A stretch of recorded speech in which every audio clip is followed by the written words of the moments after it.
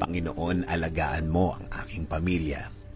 Panginoon, maraming salamat sa mga bagong blessings na hatid ng araw na ito. Alam ko, Lord, na marami ka na namang pagpapala na ibibigay sa akin. Tulad na lang ng nagising ako sa araw na ito. Ito pa lang, alam kong may plano ka pa para sa akin. At alam ko, Lord, na lahat ng plano mo, lahat ng bagay na gusto mong gawin sa buhay ko, ikakaganda ng aking buhay. Ikaka-level up ng aking araw-araw. At alam ko din, Lord, na alam mo ang lahat na nangyayari sa aking buhay. Alam ko din na bahagi ng blessings mo sa akin ay ang pag-aalaga mo sa akin, na gawin akong safe saan man ako mapunta at saan man ako andun. Ginagawa mong safe ang lugar na yon. At alam ko, Lord, na since ikaw ang nanguna ng aking buhay, alam kong patuloy mo akong igagayin sa mga darating na araw at panahon.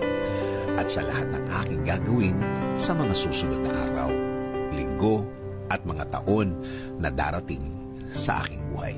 Kaya ngayon, Lord, kasama po ng aking dasal na ito na alagaan at protektahan mo din ang aking pamilya, Lord.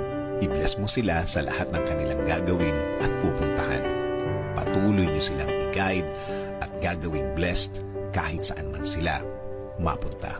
At alam ko din, Lord, na meron ka ding magandang plano para sa kanilang mga buhay. Alam kong i-guide mo din sila sa araw na ito. At patuloy mo silang babantayan sa lahat ng pagkakataon ng kanilang buhay. Patuloy niyo pong pasukin ang aming mga buhay. Patuloy niyo kaming bigyan ng direksyon sa lahat ng pagkakataon. Ilagay niyo po sa aming mga buhay ang mga tamang opportunity sa aming mga daan. Bigyan niyo din po kami ng guidance